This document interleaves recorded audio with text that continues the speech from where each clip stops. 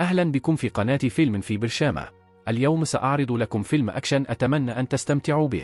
تبدأ أحداث الفيلم باقتحام مجموعة مافيا لمختبر عالي التقنية، وبدأوا بالقضاء على جميع العلماء بالداخل. هدفهم سرقة سلاح تم تطويره حديثا وهو قوي للغاية، يمكنه القضاء على أوروبا بأكملها بسهولة. وتنجح السرقة، ويهرب المجرمون بالجهاز القاتل دون ترك أي أثر خلفهم. بعد يومين نلتقي بعميل استخبارات يدعى نيثن. تم استدعاؤه إلى مكتب وزير الدفاع لمهمة سرية للغاية. ويشرح الوزير الموقف. إن السلاح المسروق يشكل تهديدا كبيرا، وإذا انتهى به الأمر في الأيدي الخطأ فستكون العواقب كارثية. يتم تكليف نيثن بمهمة استرجاعه قبل وقوع الكارثة، ودون تردد يقبل المهمة ويبدأ في تشكيل الخطة. يظهر نيثن صورة لعميله المفضل أورتهان فورتشان. يوضح أن أورتهان هو الأفضل في العمل، ولا يفشل أبدا في أي مهمة تحت قيادة نيثن. ولكن الوزير غير سعيد بإحضار أورتهان، لأن تقييماته مرتفعة بشكل سخيف، وبدلا من ذلك يقترح الوزير استخدام جاسوس آخر يدعى جان. ولكن هناك مشكلة. يعمل جان بالفعل لصالح عميل منافس يسمى مايك. يتنافس مايك ونيثن ضد بعضهما البعض لسنوات، مما يجعل هذا الأمر عقبة كبيرة في هذه المهمة. بعد بعض الجدال يستسلم الوزير ويسمح له بتجنيد أورتهان. يتعقب نيثن أورتهان في أفريقيا، حيث يقضي إجازته حاليا. يقترب منه نيثن ويوضح تفاصيل المهمة، مؤكدا على خطورة السلاح المسروق. لكن أورتهان الذي يستمتع بوقت فراغه يرفض في البداية، ولكن نيثن لا يتراجع، ويحذر أورتهان من أنه إذا فشلوا فإن أوروبا بأكملها بما في ذلك عائلته ستكون في خطر. يدرك أورتهان خطورة الموقف ويوافق أخيرا على المهمة. دون إضاعة الوقت يستقلان رحلة إلى مدريد للبدء. عند الهبوط يتم الترحيب بهم من قبل عاملين آخرين جي جي وسارة، ويقدمهم نيثن كأفراد رئيسيين في المهمة. جي جي قناص يتمتع بدقة قاتلة، بينما سارة هي هاكر خبيرة. ومع تجميع الفريق يبدأون المرحلة الأولى من خطتهم، وهي اعتراض قرص صلب من شخص يدعى كورير. يأمر أورتهان سارة باختراق كاميرات المراقبة بينما يراقب هو وجي جي هدفهما. كل شيء يسير بسلاسة حتى يدركوا أنهم ليسوا الوحيدين وراء القرص الصلب، لأن منافس نيثن مايك وفريقه موجودون أيضا في المكان، يحاولون الحصول عليه لأنفسهم. تمكن طاقم مايك من العبث بما تفعله سارة، لكنها سرعان ما أدركت ذلك وحذرت أورتهان. يصبح على الفور في حالة تأهب قصوى، ويمسح المنطقة بحثا عن أي نشاط مريب. عندها ترصد سارة رجلين يتسللان خلف أورتهان. يتفاعل أورتهان بسرعة ويقضي عليهما ويسرع لاعتراض الهدف قبل أن يفعل رجال مايك ذلك. لسوء الحظ يصل فريق مايك إلى الهدف أولا، ولأنه غير راغب في السماح لهم بالرحيل ومعهم القرص الصلب، ينخرط أورتهان في قتال وحشي في قتل رجال مايك واحدا تلو الآخر. وبمجرد أن يصبح الطريق واضحا يأتي نيثن ويصطحبهم بالسيارة قبل أن يأتي رجال مايك. لكن الهروب يتحول إلى الأسوأ عندما يصاب الهدف فجأة بنوبة قلبية، وقبل أن يموت يعطيهم القرص الصلب ويكشف عن معلومات استخباراتية بالغة الأهمية. إذا أراد نيثن تحديد مكان السلاح المسروق فسوف يحتاج إلى التظاهر بأنه الهدف المنتظر ومقابلة المشتري. نظرا لأن المشتري لم ير وجه الهدف الحقيقي مطلقا، فيجب أن ينجح تمويه نيثن دون إثارة الشكوك. بعد لحظات يموت الهدف، مما لا يترك لهم خيارا سوى المضي قدما في الخطة المحفوفة بالمخاطر. وبينما يعالجون هذه المعلومات يلحق بهم مايك وفريقه ويحيطون بسيارتهم. مسلحا بمنشار كهربائي يشق مايك طريقه إلى الداخل، وفي الوقت نفسه داخل السيارة يحاول نيثن نسخ بيانات القرص الصلب على الكمبيوتر المحمول الخاص به. وفي الوقت المناسب يكمل عملية النقل قبل تسليم القرص الصلب الذي أصبح عديم الفائدة الآن والمحمي بكلمة مرور إلى مايك. معتقدا أنه فاز يغادر مايك مع فريقه دون أن يدرك أن نيثن لديه بالفعل كل ما يحتاجه. الآن مع المعلومات الاستخباراتية في متناول اليد أصبحت الخطوة التالية واضحة. يجب على نيثن انتحال شخصية الهدف ومقابلة المشتري للكشف عن هويته. يتجه إلى مقهى بينما يراقبه أورتهان وسارة عن بعد باستخدام كاميرات مخفية في نظارته. في هذه الأثناء يقترب رجل ويلتقط القرص الصلب. تجري سارة فحصا سريعا للخلفية وتكتشف أن المشتري هو بن هاريس، محام يعمل لدى سايمون زعيم المافيا سيء السمعة وتاجر الأسلحة الغير قانونية. سايمون هو أحد أكثر المجرمين رعبًا في العالم، والمعروف ببيع الأسلحة الخطيرة لأعلى مزايد. بالنظر بشكل أعمق في ملف سايمون، وجدت سارة تفاصيل مثيرة للاهتمام. سايمون هو معجب كبير بممثل هوليوودي يدعى داني.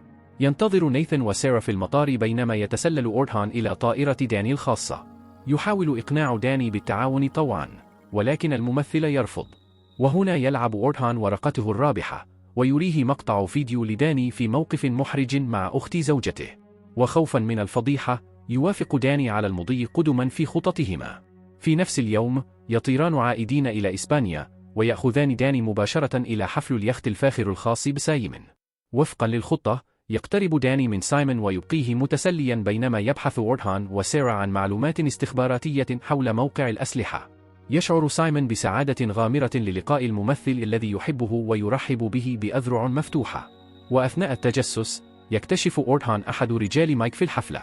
يدرك أورهان أن منافسه يلاحق سلاح سايمون أيضًا، ويخبر سارة بوضع جهاز تنصت في غرف سايمون الخاصة بينما يقضي على العميل العدو.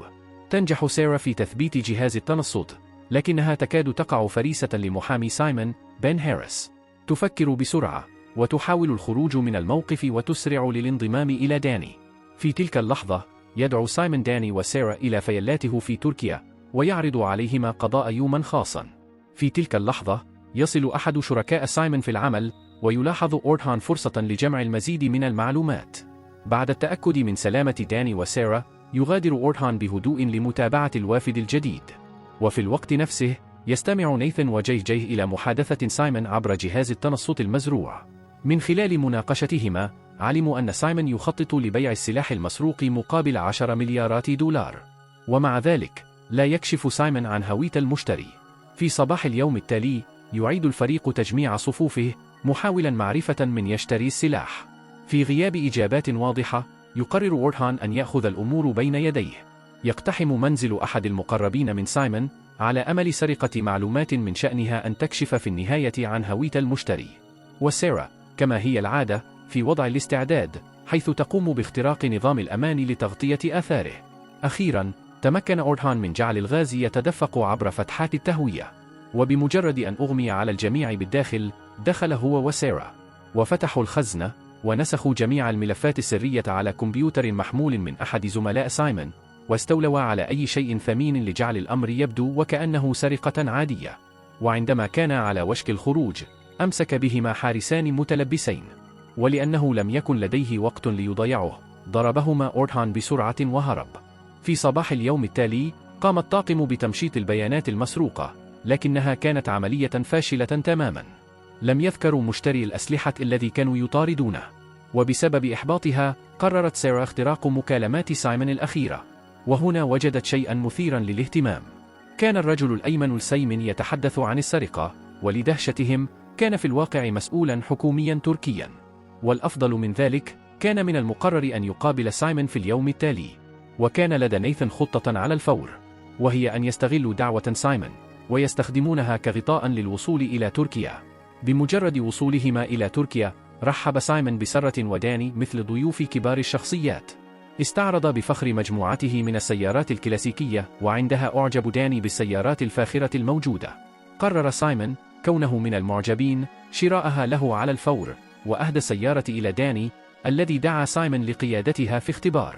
بينما كان بالخارج، تسللت سارة إلى حجرة سايمون الخاصة لاختراق جهاز الكمبيوتر الخاص به. لم يكن الأمر بهذه السهولة لأن مساعدة سايمون الشخصية كانت تراقب كاميرات المراقبة، وتراقب سارة في الوقت الفعلي.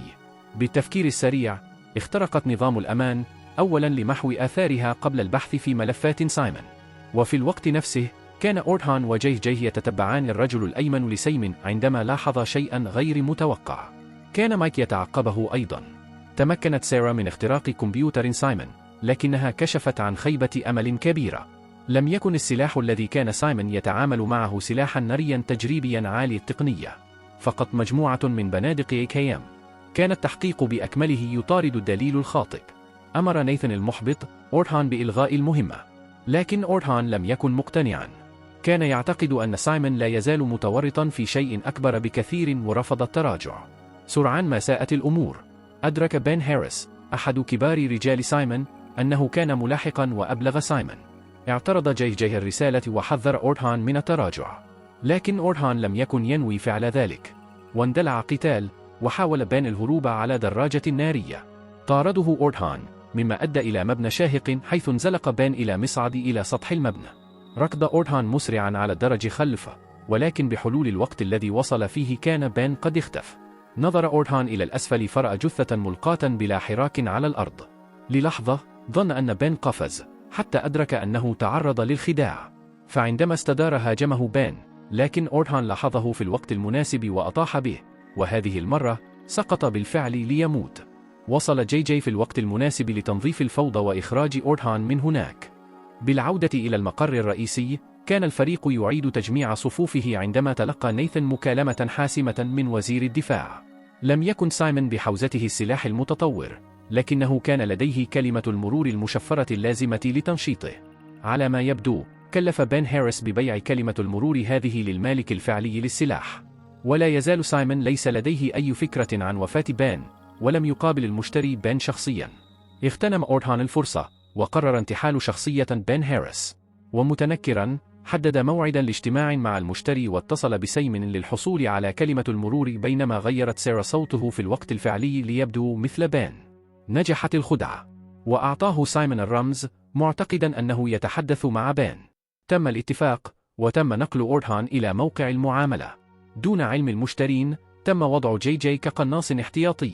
ولكن عندما كان أورتهان على وشك الاستيلاء على السلاح، تعرف عليه 2 من رجال سايمون من قتالهم السابق. اندلعت طلقات نارية. واجه جي العديد من التهديدات، لكن أورتهان بالكاد نجا. ظهرت مروحية من العدم وشنت هجوما. مع عدم وجود خيارات متبقية، استسلم أورتهان فقط ليكتشف أن خاطفيها هم مايك وعملاؤه. لم يكتفي مايك بالاستيلاء على السلاح، بل أعدم أيضا تاجر الأسلحة على الفور. وفي غضون ذلك، هربت سارة وداني، اللذان تم القبض عليهما في وقت سابق. وعندما بدا أن أورتهان محكوم عليه بالهلاك، أطلق جي النار على رجال مايك، مما أتاح له فرصة للهروب. في الوقت نفسه، أدرك سايمون أخيرا أن بين هاريس قد مات وأن سارة اخترقت نظامه، وغاضبا أمر رجاله بمطاردتها. اندلعت مطاردة جامحة، لكن سارة تمكنت من القضاء على إحدى مركبات سايمون قبل أن تفقد هي وداني مطارديهما أخيرا. تلقى أورتهان وجي اللذان كان الآن في طائرة هليكوبتر خبرا مفاده أن سارة وداني في ورطة. وبتفكير سريع، أطلق أورتهان صاروخا على رجال سايمون في الوقت المناسب بعد خروج سيارة سارة من نفق. وفي الوقت نفسه، توصل نيثن إلى اكتشاف صادم. لم يكن مايك يعمل لصالح الحكومة، كان هدفه الحقيقي سرقة السلاح المتطور لأجندته الخاصة. ومع خروج كل شيء عن السيطرة، اتخذ أورتهان خطوة جريئة. اقترب من سايمون بعرض للتعاون. لم يكن نيثن سعيدا، لكن أورتهان أقنعه بأنها أفضل فرصة للإطاحة بمايك. رفض سايمون في البداية، لأنه لا يزال غاضبا من خيانات أورتهان السابقة، لكن داني استخدم سحره وأقنع سايمون بالموافقة.